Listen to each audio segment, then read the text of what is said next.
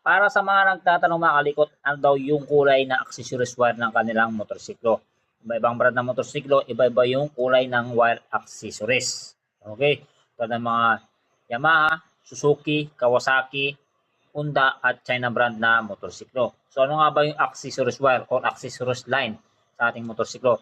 Yung accessories wire mga kalikot, once na nagsusi ka ng susian, pagbukas mo sa susian, magkakaroon ng connection yung positive, tulad no, red, positive, and then yung accessories wire or accessories line.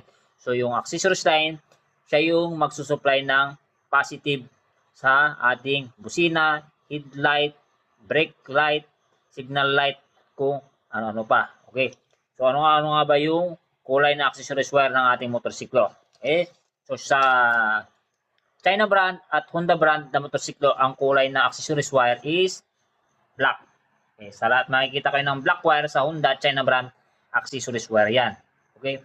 So pagdating sa Kawasaki, ang kulay ng accessories wire is brown.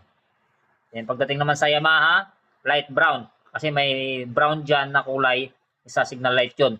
So, light brown ang accessories wire ng Yamaha. Then pagdating sa Suzuki, orange wire ang kulay na accessories wire pagdating sa mga Suzuki motor. Okay?